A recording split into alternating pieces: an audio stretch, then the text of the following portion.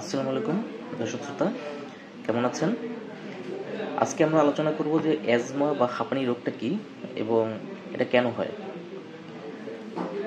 হাঁপানি বা অ্যাজমা যে রোগটা সেটা মূলত আমাদের শ্বাসনালী বা এয়ারওয়ের রোগ, যেখানে এই যে শ্বাসনালী যেটা আছে সেই শ্বাসনালীতে একটা প্রদাহ বা ইনফ্লামেশনের তৈরি হয়। এই প্রদাহের ফলে যেটা হয় আমাদের শ্বাসনালী সেটা শ্বাসনালীর যে মাংস যেটা আছে সেটা একটু মোটা হয়ে যায়, শক্ত হয়ে যায়। আমাদের শ্বাসনালীর ভিতরে যে শ্লেষ্মা বা মিউকাস থাকে সেটা সিক্রেশনটা অনেক বা ক্ষরণ অনেক বেশি হয়। ফলে আমাদের যে শ্বাসনালীর ভেতরটা সেই ভেতরটা একটা পাইপের মতো থাকে নর্মালি, কিন্তু সেই পাইপটা আসলে একদম সরু হয়ে চিকন হয়ে যায়। ফলে আমাদের যে বিভিন্ন ধরনের সমস্যার সৃষ্টি হয়। এখন কি কি সমস্যা সাধারণত হয়?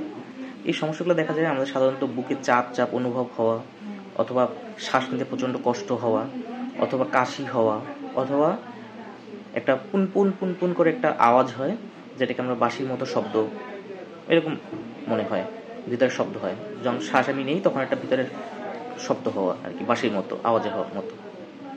এখন এই যে শব্দগুলো হয়, এই যে সমস্যাগুলো হয়, এটার মূল কারণ হচ্ছে আমাদের যে শ্বাসনালী সেই শ্বাসনালীর প্রদাহ, এবং এই প্রদাহের মূল কারণটা হলো কিছু ট্রিগার, যেটা আমাদের এই প্রদাহটা তৈরি করে। এখন এই ট্রিগার বা কারণগুলো হলো, এটা হতে পারে কারো ইনফেকশনের কারণে, হতে পারে বিভিন্ন ধরনের, মূলত ভাইরাস দিয়ে হয়, সাথে ব্যাকটেরিয়াও থাকতে পারে, বা বিভিন্ন ফাঙ্গাস বা ছত্রাক জাতীয় জীবাণু এরাও হতে পারে।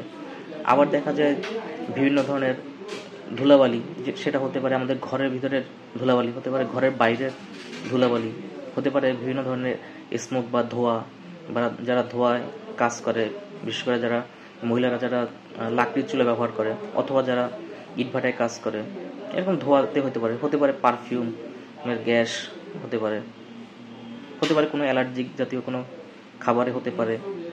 হ্যাঁ, হতে পারে এই যে আমাদের যে সিজনের বা এনভায়রনমেন্টের বা ঋতুর যে পরিবর্তন, সেই পরিবর্তনের ফলে যে আবহাওয়ার যে পরিবর্তন হয়, সেই পরিবর্তন হতে পারে কখনো যে আবহাওয়ার যে পরিবর্তনের ফলে আমাদের যে বর্ষা বা শীতের শুরু বা বসন্তের শুরু, এই সময়টা হতে পারে।